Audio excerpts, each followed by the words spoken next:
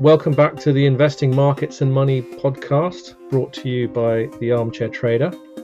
And this week we have Peter Hewitt joining us on the podcast from Columbia Threadneedle Investments, and we're going to be talking about the CT Global Managed Portfolio Trust today, which I should say won the award for Best Investment Trust for Growth in the Online Money Awards this year. So congratulations, firstly, Peter, for winning that. Well, thank you very much, Stuart.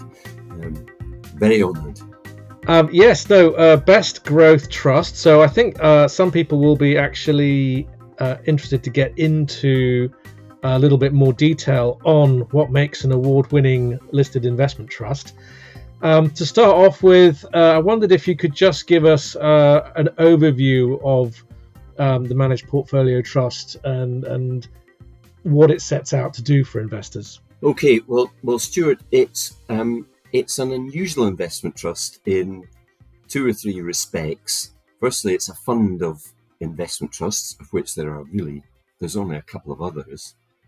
And you should really think of this as a long-term savings vehicle for individuals. The share register is quite interesting. We have a growth portfolio, which is kind of 90 odd million, and an income portfolio, which is nearly 70 million, within the one conventional vehicle. So there's 160, 170 million of assets. And most investment trusts have as a core private wealth managers as their key audience, shareholders. We have none of that, not one. And in fact, 100% of our share register are individuals. And this has built up gradually since we listed in 2008 with about 2,000. And we've now got 16,000. So quite a lot. And if you actually think about that for a second, 160, 170 million of assets, 16,000 shareholders. So lots and lots of quite small shareholders, average size 10, 12,000 pounds. Lots of in the growth portfolio, lots of child trust funds, junior ISAs, that type of thing, because it's focused on growth investment trusts and it doesn't pay a dividend. And the income portfolio, which does and has a yield of about 6, has a, let's just say, slightly more mature share register, more interested in income. So that in itself is interesting. Although it's a relatively small trust in the great scheme of things, it's by number, it's got a huge number of shareholders. And we've got our AGM later this week in London, and we'd certainly welcome, and often quite a few of them show up actually at the AGM. So there's a couple of other things worthwhile noting about this investment company, which is different. And I did say we have a growth portfolio, which I will talk about, and also an income portfolio within the one trust. And in fact, they are not linked in any way whatsoever, except for one key thing. And that is that the income that is generated by the growth portfolio, and I'll always give the example of Scottish Mortgage, which is the biggest investment trust. It's in the FTSE 100. It yields about 0.5%, if that. It's focused mainly on growth companies, technology, biotechnology, etc. The dividend that Scottish Mortgage pays, and indeed the dividends of the whole growth portfolio, which yields about 1.25%, over the course of a year, those dividends get transferred to the income portfolio, which yields kind of between 4.5% and 5%. But because of this, its yield is boosted by 1.25% over the course of a year. At the same time as the Scottish Mortgage dividend is received by the income portfolio, transferred from growth portfolio, a similar transfer of the same magnitude goes back from income to growth, and that is called capital. So the growth portfolio does not pay a dividend and never will, but that boosts its NAV in a small way, over 1% over the course of a year, you'd hardly notice it. But if you can imagine the NAVs of both portfolios starting the year at 100, imagine no changes in share prices whatsoever over the year, which I know is very theoretical.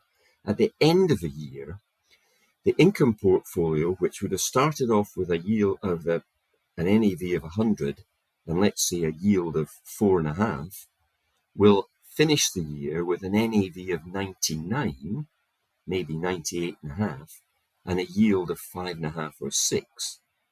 The growth portfolio starts the year with an NAV of 100 and a yield of just over 1, finishes the year with an NAV of 101 or 101.5, depending on exactly the amount of yield. So that income transfer is quite interesting. It boosts the capital of the growth portfolio a little, and it also boosts the yield of the income portfolio a little. And it's actually been really beneficial for the income portfolio because it's meant I've never really had to go up the yield spectrum unduly, take a lot of risk in order to generate the dividends. And we've had 12 years of increasing dividends. We've just increased the first quarter dividend. We're a May year end. The first quarter dividend came out earlier this month, and it yields about 6.25. And it has some capital growth, but obviously a growing dividend. The growth portfolio, no dividend, focused on capital growth. And so that's an interesting twist, seems to be popular with retail shareholders. We keep the share prices of both income and growth quite close to their NAV. At the moment, I think the growth's on a discount of about 1 or 2, and the income at a premium of about 1. Any given day, that might vary slightly, but I have a very active buyback policy. If the discount gets more than about 3%, I'm looking to buy in if the market maker has shares on his book. Similarly, we would issue at a premium of about 1.5. And over the course of the last decade, there was a lot of issuance actually, particularly in sort of 2016, 18, 19, 20, growth portfolio issued a lot of stock. The income portfolio did issue some too. Come 2022 and the change of the environment, interest rates going up, inflation, we've been buying back stock in the growth portfolio. Hardly bought back any in the income portfolio. In fact, still issuing some because income is very popular. So it's important for shareholders to know, or your audience, that there will not be a double discount here. The underlying discounts of both portfolios actually are sort of 12, 13%, but the discount and or premium of the share prices of managed portfolio growth, managed portfolio income, very close to NAV. Final point, and actually this will happen later in October, we have a conversion facility where you can switch from growth to income or income to growth, pretty much cost-free at NAV, and in fact just got the numbers actually this morning, and there'll be about 600,000-700,000 pounds worth of switching, of which about 2/3 is going from growth to income and about 1/3 back from income to growth. But that could change as fashions within the market change. It's important that's done at NAV, and the trust picks up the bill for that, which is some legal and accounting costs there. And it's good news for shareholders, so they can switch should they desire. So that's the bit about the structure of the investment trust. The underlying portfolios, Stuart, I'm happy to talk about it. Over to you. Yes, no, I noticed that the discount was very small because when you look at the investment trust universe, I mean, there are quite a few trading at enormous discounts, but that your overall is actually looking really, really competitive. What happens if it starts to trade at a premium? If the managed portfolio trust does, well, what we would do is we would be looking to issue stock, because presumably the reason it goes to a premium is simply an excess of demand over supply. I think the important thing to bear in mind is, remember what I was saying earlier about our share register. We don't have institutional investors. We don't have private wealth investors. So typically, deal sizes will be 1,000, 5,000, 10,000, maybe 20,000 shares. Now that can build up and sometimes has done in the past, but I will speak to our corporate broker who makes the main market in the stocks. There's 3 or 4 market makers, and if need be, I would issue them some shares if they had an excess of demand. And the exact reverse is the case.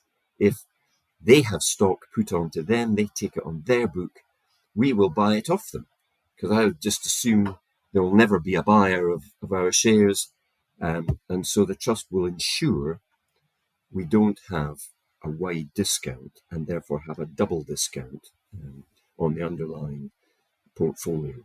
And looking at some of the investment trusts you have, you've got some really good ones in there. It does look very similar to what my own wish list would look like, with NB Private Equity, Murray International, 3i Infrastructure, which is one of my biggest personal holdings at the moment, Temple Bar Investment Trust. So you've obviously got a good eye for who the high quality managers are out there at the moment.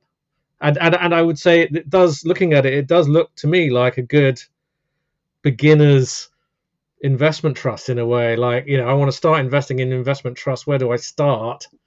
This seems to do it for you, really. Well, exactly. And we've got roughly 30 or 40 holdings in both portfolios. Those stocks you mentioned are all in the income portfolio. And so that's in the growth portfolio is probably a bit higher beta. It's got big holdings in the technology trusts, Polar Capital Technology and Allianz Technology. HG Capital is the biggest holding, and that's a private equity trust focused on mainly software companies in Europe. And my word, that has been a strong performer. So I think what is underlying the strategy for, to be honest, both portfolios at the moment, growth and income, I have 3 key themes, Stuart, that I just want to mention just now, which I try and reflect in the portfolios. First theme, and importantly, is I am bullish on UK equity trusts, particularly investment companies with a bias to mid and small caps. And I just think the UK, which has been very out of favour for a long time, particularly since the Brexit referendum of 2016, I'm not voicing a view on that, I'm just saying global investors began really selling the UK, to be honest with you. And it's underperformed massively, such that valuations of UK equities are really incredibly attractive. And I'm minded of a meeting I had last year with one of my bigger holdings now in the growth portfolio, Aberforth smaller companies. And I asked what the valuation of the underlying Aberforth portfolio was, and the answer was a PE of about 7.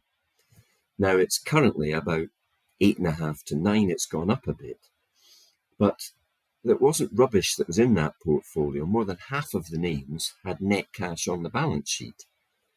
And it just shows you how out of favour small cap companies have been in the UK. And so I think it was just a question of, well, if the environment improves a bit, inflation comes down, maybe we get some lower interest rates, and importantly, not a recession, and the outlook for profits and dividends from smaller companies in the UK is actually okay. I wouldn't say it's, fantastic growth, but it's not falling away. And if anything, it's strengthening. So I think UK trusts were selling at discounts. I mean, Mercantile, mid-cap trust, still on a discount of 11 or 12. Aberforth, double digit. Henderson, smaller companies on a discount of 12 or 13. There's a number of them. I've JP Morgan, I've got a good UK smaller cap trust as well. And I think that's an area that's been so out of favour that could come through quite strongly, and there are signs that is happening. Sentiment is still quite adverse amongst the investing public, but you just know if the underlying companies are doing quite well and they're cheap, the investment companies on a wide discount, you've every chance of doing reasonably well. So that is key theme in both portfolios. Second theme, which is important, and you actually mentioned it earlier, NB private equity, is private equity trusts. I think private equity trusts are very interesting for retail shareholders because they give you exposure to an area of the market you'd not normally be able to get exposed to. Typically, we're not talking about leveraged buyouts of Morrison's or Asda or anything like that. You're talking about much smaller companies, typically in growth areas, might be technology, might be healthcare, that are owned or partly owned by private equity. And that's a great way of playing both the UK economy and European economy, to some extent America too.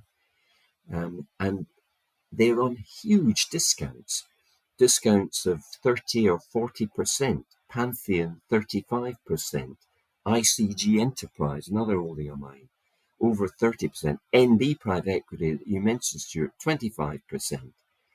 And so I think they got to those discounts when interest rates started going up and the market felt we were headed for a recession. Only we didn't. And asset values broadly went sideways and are now starting to improve and actually grow. And HG Capital, the NAV was up 11% there at their interim stage, which is not bad going. And so I think that is a really interesting area where you get some good NAV growth and are on a very wide discount. Here's something else. Pantheon, which is one of the bigger ones. Pantheon listed in 1987. And since then, its NAV has compounded at nearly 13% per annum. Current discount, 35%. That's not bad. So I think I'm happy about owning an investment trust like that. And I think it's a decent portion, 20% of the growth portfolio. And the final theme that I've stuck with for a long time, to a greater or lesser degree, are investment companies exposed to secular growth parts of the economy, typically technology. So digital, the internet, AI. And I've got two big holdings in the growth portfolio, Allianz Technology, Polar Cap Technology, who've got big mega cap names, but also a raft of smaller companies too. I have Scottish Mortgage, which I think is on a recovery tack, and a number of other names there, all of whom kind of benefit from those long-term growth trends.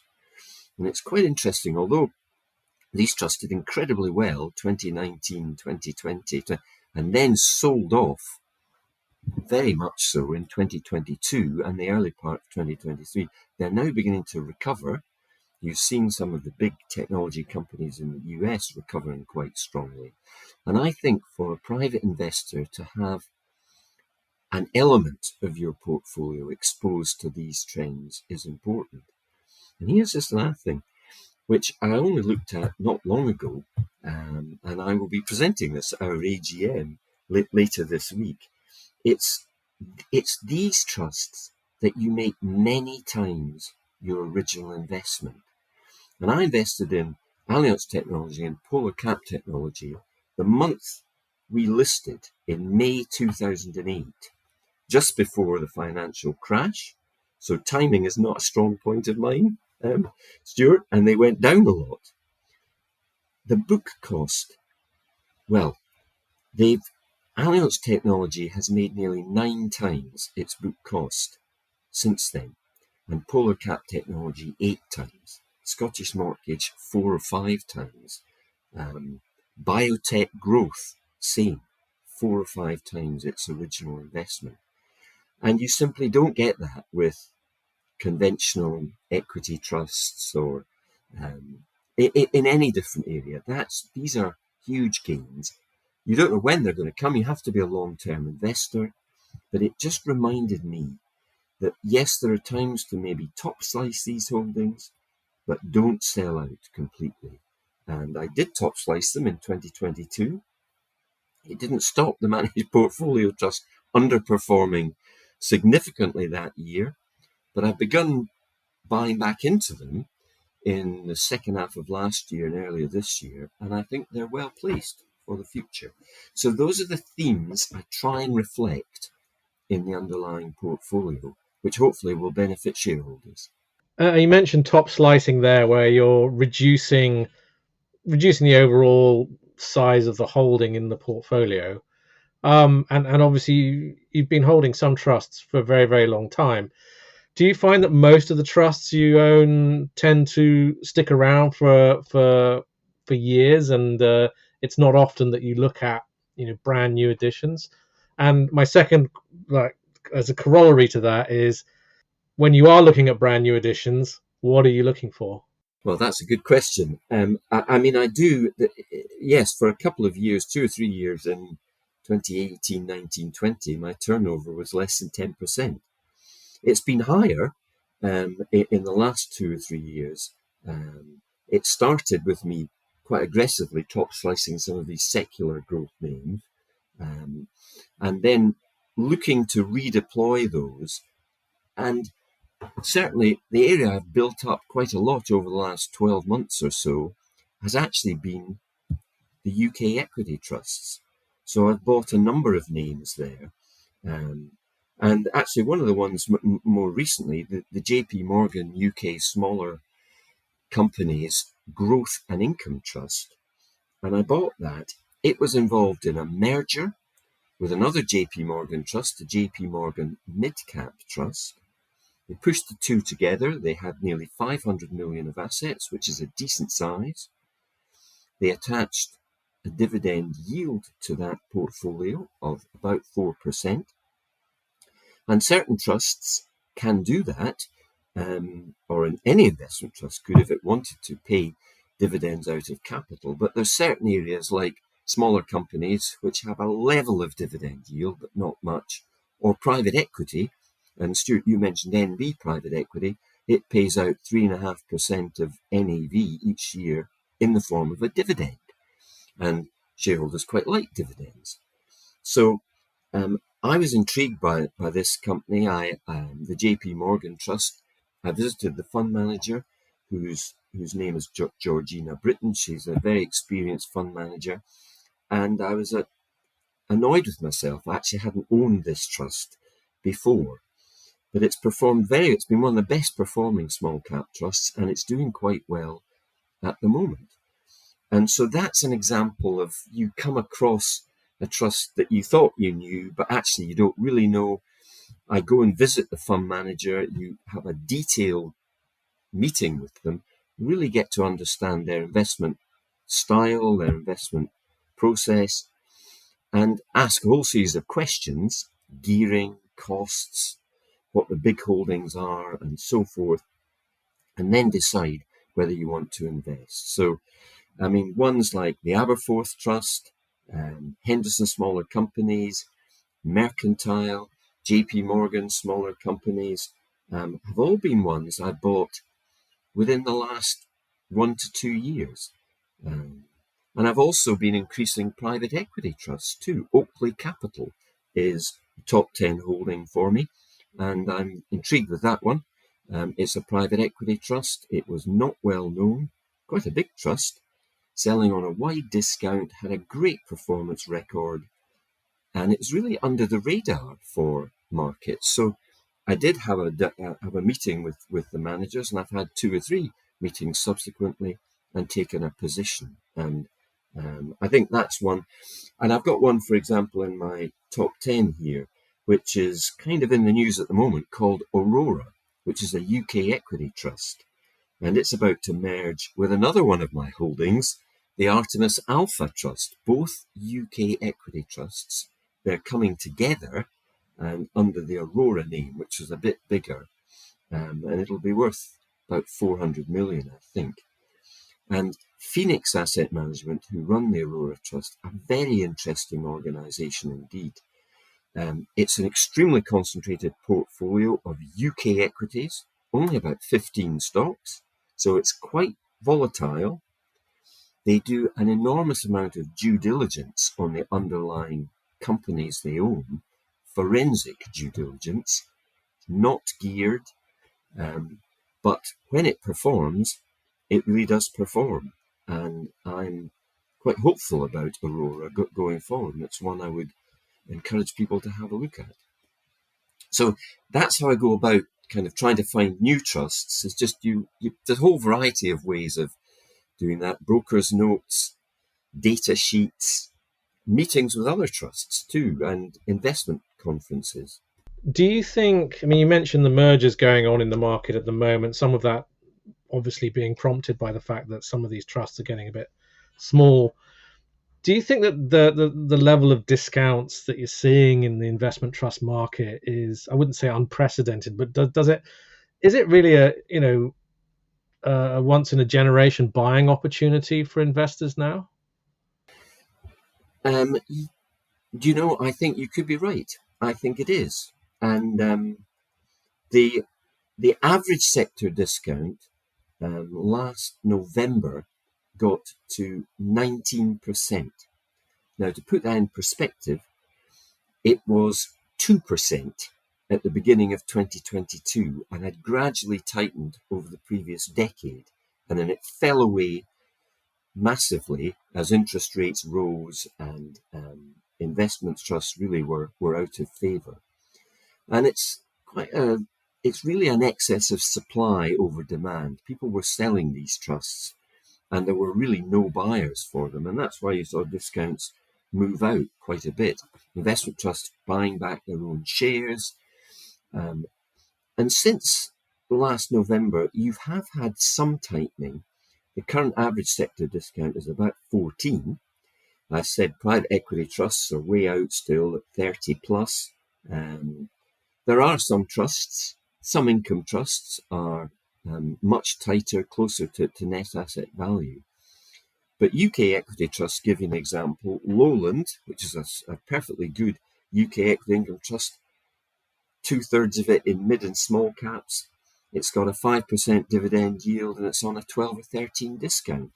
And it's got a great pair of managers, Laura Fall and James Henderson, very experienced. I think that's a really interesting trust and have been buying that and hold it. And I do think, I think a lot depends on investors' sentiment, which has been awful, but is beginning to improve. And I think the other thing, which is worthwhile mentioning, we don't need to go into too much details, but there's something called cost disclosures, which have been very adverse for investment companies.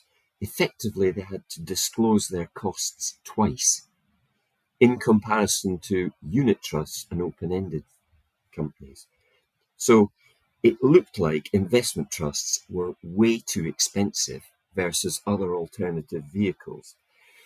That has actually, it was a massive own goal that. It was driven by European legislation that the FCA has now temporarily suspended, and watch out for something going through Parliament in the early part of next year, which will enshrine that, hopefully, that you won't need to disclose costs twice. And so where it's important is for private wealth managers who see their clients, they have to disclose costs of each holding. And it looks like, why have you got this investment trust when its apparent costs are 2 or 3% per annum?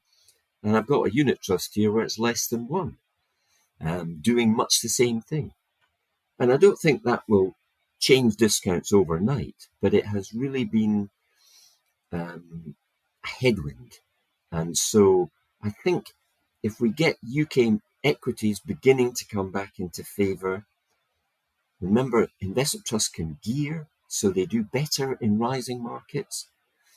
Then the cost disclosure thing has been kicked into touch.